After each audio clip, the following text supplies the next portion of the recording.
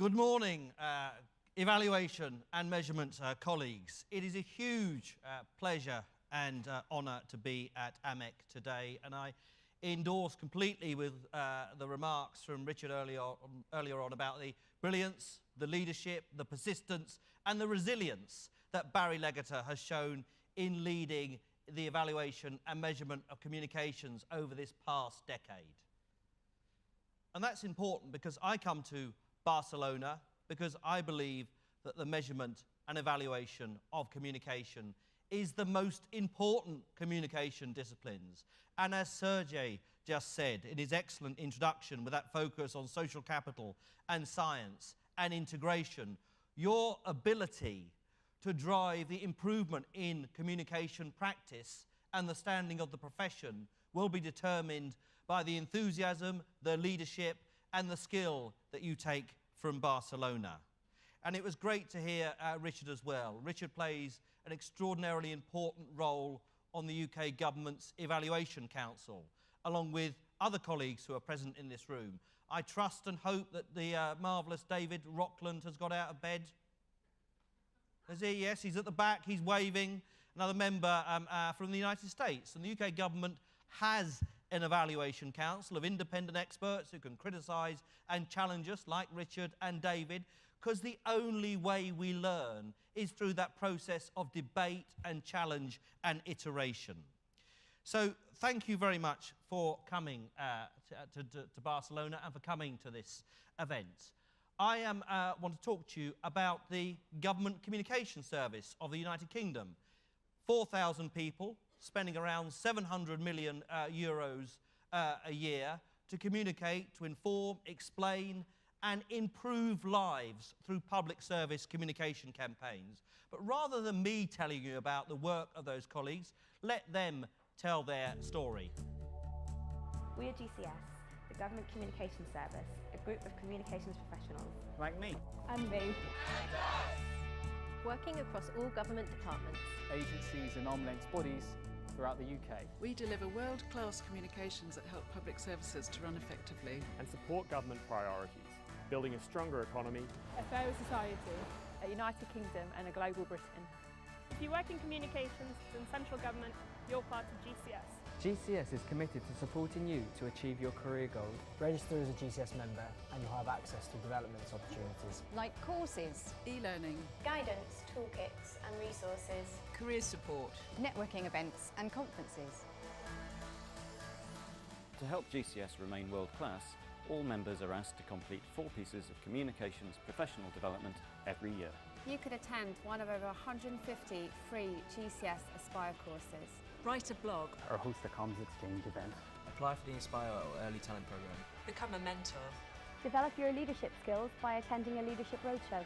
or you could be eligible for secondment. Together we're an active community of brilliant communication professionals. Making excellence the standard for our work. Sign up, join in and get involved today. I hope that film gives you a sense of the professional pride and purpose which is engendered if you put development and training at the heart of your organisation. 4,000 people, all required to do at least 4 pieces of professional development. Evaluation as one of those core elements of that training. And you cannot do anything or get anywhere in the Government Communication Service of the United Kingdom unless you do that training and development. Now, here we are in Barcelona, a marvellous, historic, important European capital, but also a scene of challenge. The front cover of George Orwell's Homage to Catalonia, the book about the Spanish Civil War, and the attempt of the citizens of Barcelona to resist fascism during the 1930s is on the slide. But also, I wanted to mention Barcelona because of the recent controversy over independence for Catalonia. And it was interesting to me that we know in Northern Europe that there is a threat to the values of our democracies, to the integrity of our societies from disinformation and fake news. And there are states like Latvia and Lithuania and Estonia that are under attack every day from fake news and disinformation. And I make that point because communicators in those countries For them, the evaluation and assessment and monitoring of communication activity is a matter of fundamental importance to the survival of their states. But Northern Europe faces that challenge from the Russian state. And I think that's important to make that point on the eve of the World Cup. But it was interesting to me that when the European government heads of communication met late last year, the Director of Communications from the Spanish Ministry of Foreign Affairs made the point that the Catalonia referendum, or the controversy around those events, had been influenced by 80 million tweets from bots and automated machines that sought to influence that debate illegitimately. And that is the challenge of our times. Now, up on the screen, money, brains, and artificial intelligence. Now, as I have considered what I would say in this speech, I've been influenced. I've done some reading. And for the younger generation in the audience, I'm not now talking to the old-timers like Bagnall and Rockland and Legater and me, but for the younger elements in the audience, reading is sick. I think that's the appropriate term. Reading is good. And the two books that I took as part of my preparation for this speech, one is a new one by a man called David Sumpter, Outnumbered. And actually what Sumpter is arguing is that a lot of the talk about AI is vastly overrated. And basically, the AI that we have today is about the level of intelligence of an amoeba or a single-cell organism. The other book, a slightly older book by Matthew Syed, called Black Box Thinking, has a very simple but powerful message, which is you only succeed through failure. Now, it's wonderful to be able to come to Barcelona, to the AMEC conference, and share with you some of the things I have learned. But I've learned these things precisely because I have failed. I ran one of the worst media operations in the history of UK government politics in the 20th century. I once appeared on the front page of 5 national newspapers for ripping the head off a chicken. You want to ask me about that? I'll tell you the whole story. But more relevantly, the Government Communication Service of the United Kingdom was cut in half in 2010. 2,500 people lost their jobs because they couldn't prove their value. When the coalition government came into office in 2010, they said to the communicators who were then working in government, "How much do you spend?" And the answer came back, £1 billion. And how many websites do we have? Oh, about 2,000. And how many logos? Oh, about 400. And how many campaigns? Oh, about 200. And they said, well, that's a lot, £1 billion, a little more in euros. What value do we get for that? And my predecessors said rather unwisely, we don't know. But there's a lot of it.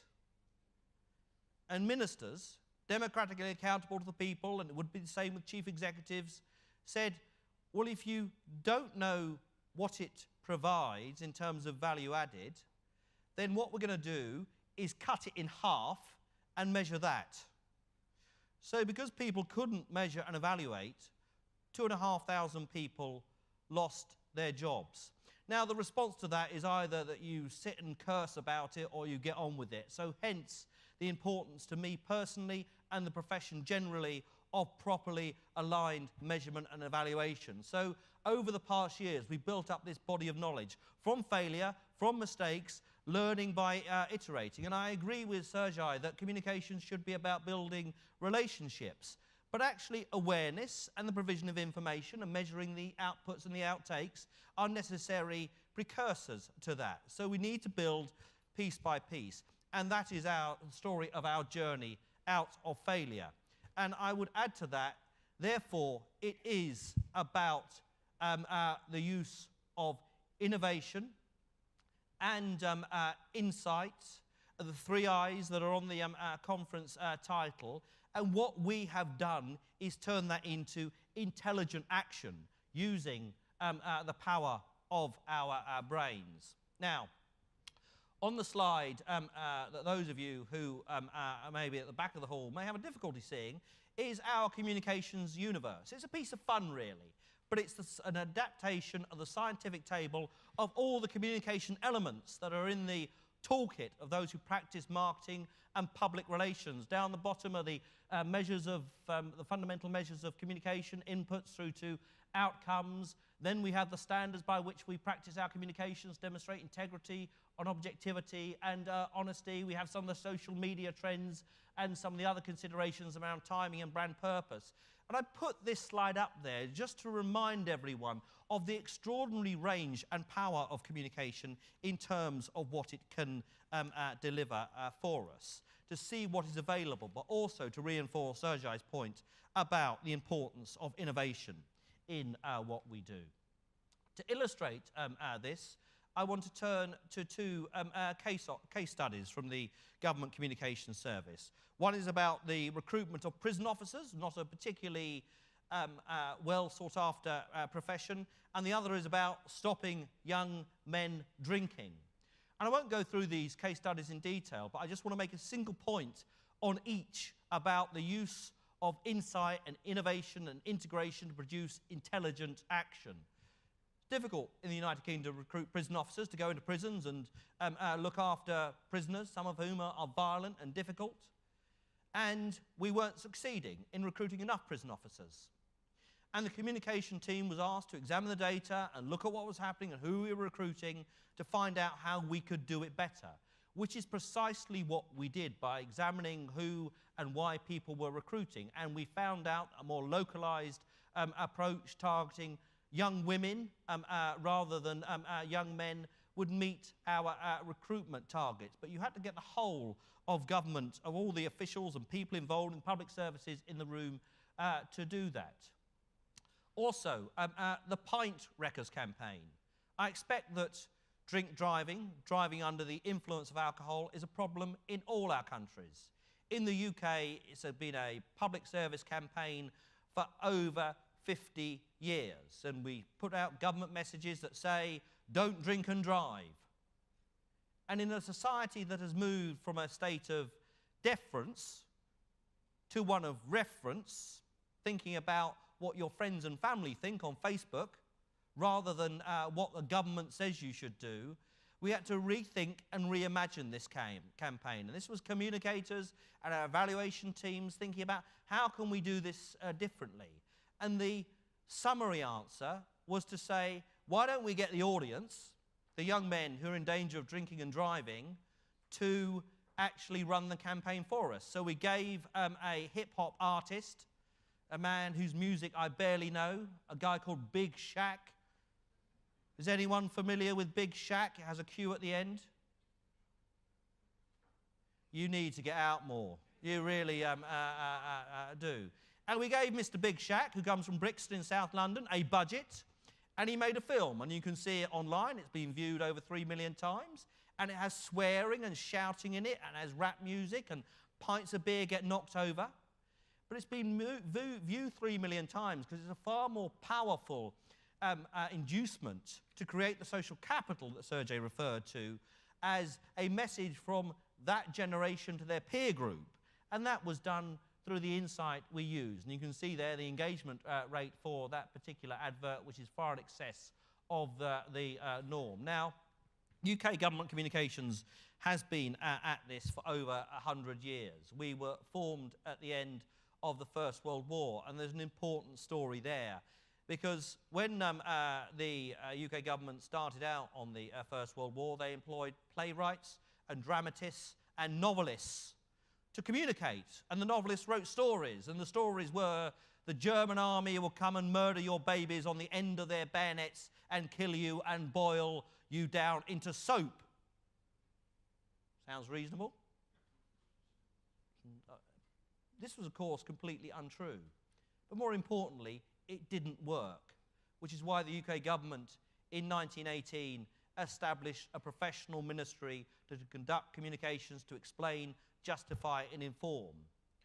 But the lesson from that story is also important because come the time of the second disastrous global conflict in the 1930s and 40s, many people in Britain remembered how the government had communicated with them during the First World War and made up these stories about the Germans which were untrue.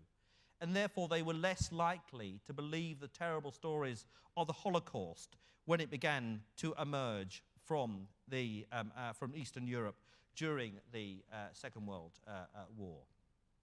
So we've moved on, and our fundamental operating model is described in English as OASIS. And the most difficult parts of that are the O and the A and the second S.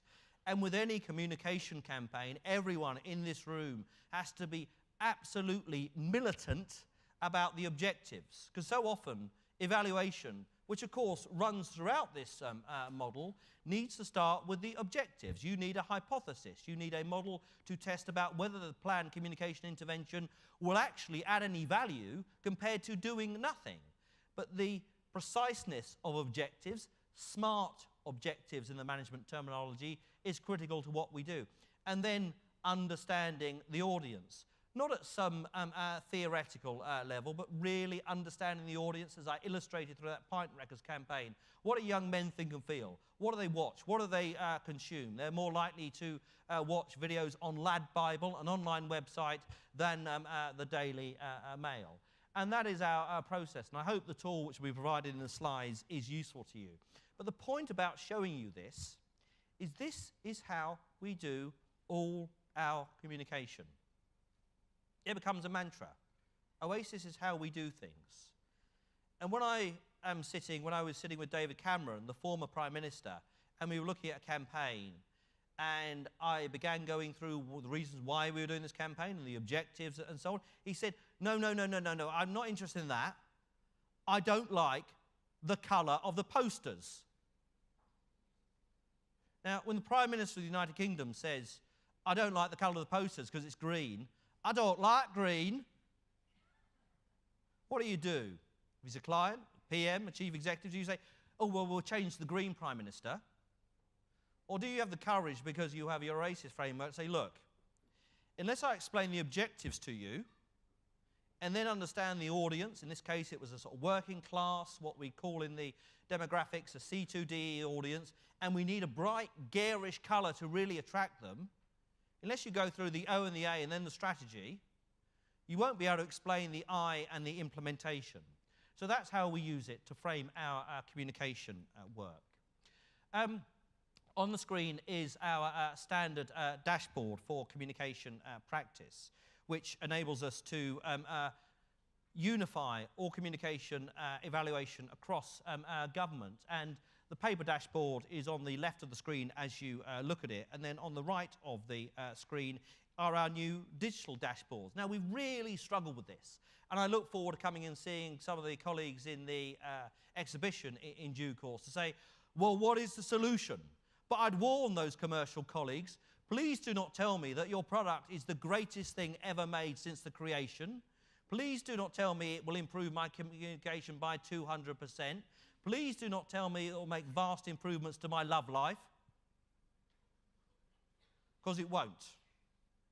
Do tell me how you've struggled and failed and iterated and come again on building your products, as we found with our digital dashboards. But remember that we are on a journey, and anyone who claims to have found the solution is probably living in la-la land. So we deploy both paper dashboards for simplicity and our new online dashboards. These are integrated into our improvement program. And our improvement program is a profession-wide improvement program which has at its heart the use of data and analysis and monitoring in everything we do. So our impact program is our digital improvement program. Engage is the 4 big projects to improve our evaluation and measurement of communication, the data lake we're creating, the digital dashboards, the research library, because there's so much knowledge in this room and around the world, but actually logging that and curating it is a big challenge. And then our mapping tool, which I'll talk about a bit. And beneath that, we have our Phase 5 improvement program, which is the practice of communication. And again, the point I want to illustrate is about how you integrate all your improvements so people are clear about what you are trying to do. As set out on the screen are the 4 elements of our program. This is a profession-wide program, and this is largely about getting our own people to improve what they do.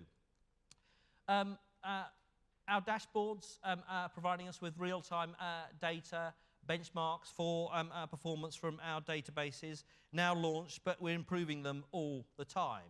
But I just want to show you briefly another element of our Engage program, which is our mapping tool, and how we use that, and how we're using that to look at the audience around the United Kingdom and work out where we need to target our communications effectively.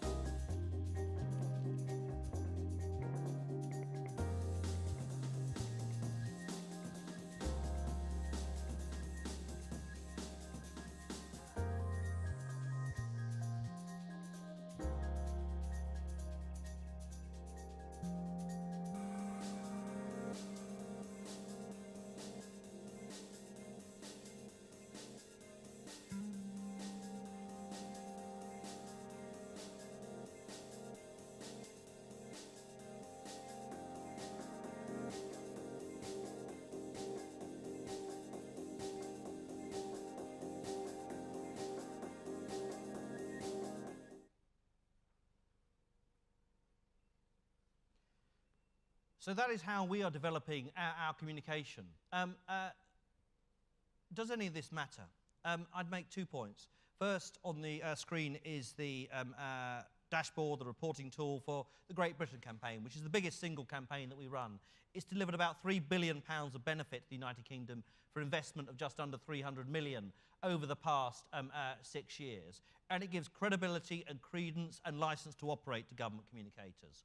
But apart from the metrics, we also continue to nudge our staff, our colleagues, into better practice. We have campaigns of the month, we have competitions, we have commendations for good practice.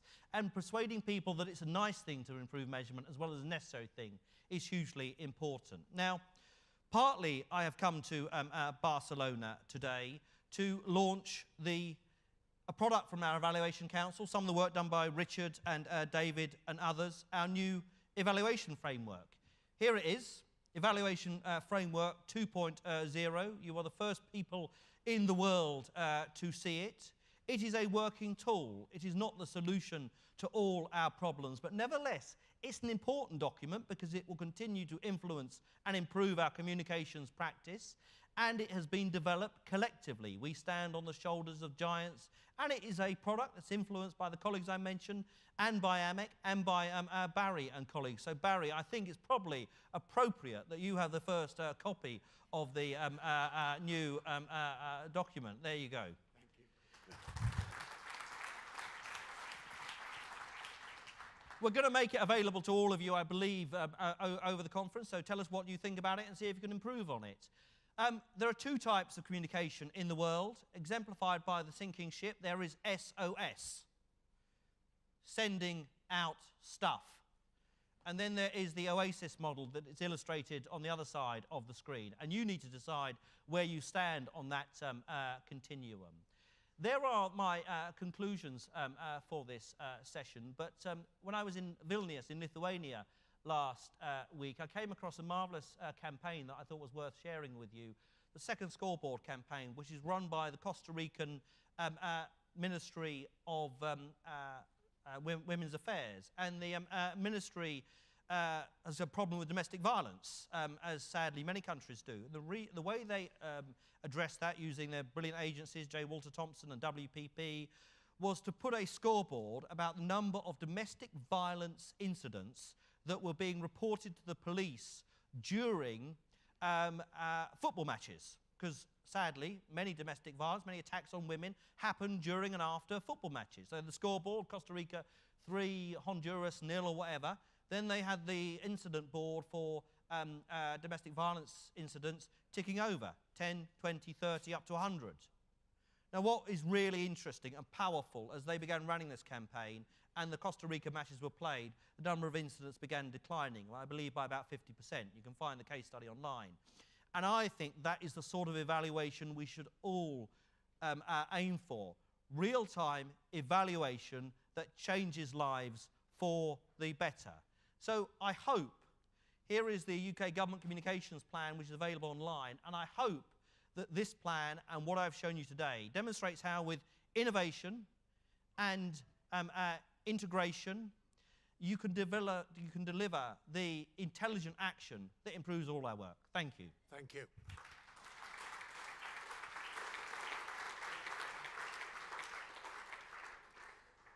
Our thanks to Alex for a great start to the conference, because it shows what you can achieve if you make a real commitment to evaluation. Straight into questions now. Please raise your hand and let us find you with a microphone helper. And please identify yourself with your name and company, please. Hi, Paul Hender from Cision. Alex, that was fabulous. That was very interesting. Thank you. We heard at the early morning session this morning about the growth of government communications and evaluation of government communications around the world. Yeah. And I was wondering how much engagement you have with other countries and other government communications, and what kind of mutual learnings you've had as a result. Last week we were in Vilnius because the European heads of government communications met there. There's a very strong relationship there, and there's benchmarking and so on. The Government Communications Service of the UK operates internationally, and we have a relationship. And it's always fascinating for me about, there are some countries like Oman and Dubai in the Gulf, for example, that really get this and drive on with their communications in a way that is hugely impressive. There's others who don't move so quickly. We have the strongest relationship with our allies. I was in Washington recently talking to the Americans, who are particularly interested in digital work, but also interested in how they keep their elections secure, going back to the disinformation. So there is a very strong international network of government communicators. Everyone is struggling. We're struggling with these problems, but the more we can build those links, the better. Good morning, Alex. Over Hello. here. Marion from Ogilvy, WPP. Yeah. Thank you for citing our case there. Mm. You referred to the AI book and saying AI is very embryonic at this stage. Can you share a little more about what you are starting to include and what you're learning about how AI can improve the insights you're getting from communications, please? Well, I mean, AI is essentially in the algorithms. The algorithms can pull, you saw that mapping tool, can pull all sorts of data sets and produce a map of the United Kingdom that can tell you for any particular area what the demographics are of that area in real time and enable you to assess that. So I'm with Sumter.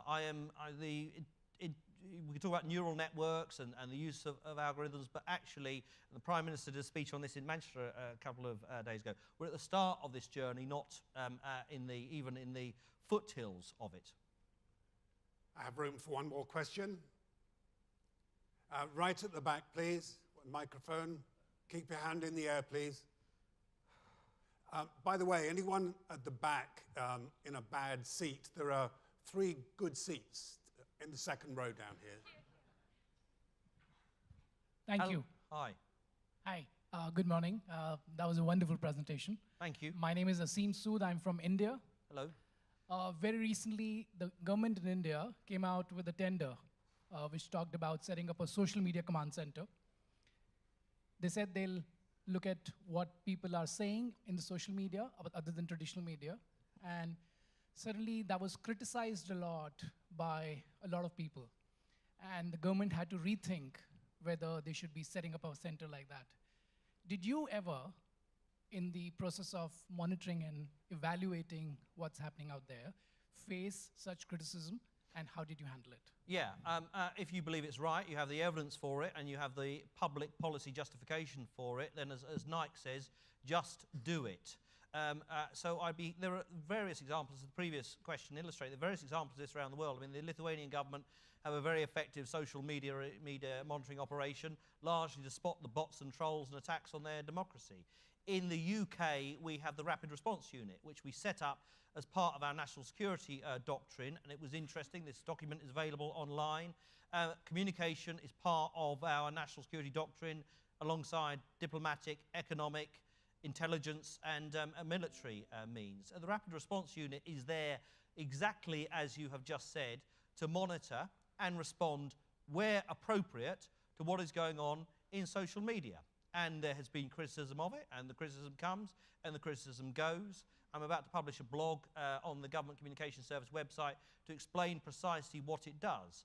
But anything we do in public service, if there are clear rules about its application which are consistent with the values I'm sure that the Indian and UK civil service shares, and you believe it adds public value, please do it, because the critics will always carp, and as my daughter's favourite pop singer says, the haters will always hate, but we have to get on with it. Thank you. Reluctantly, we're going to have to leave questions there. Alex will be around at the coffee break. Please see him then. Please join with me in thanking Alex Aiken.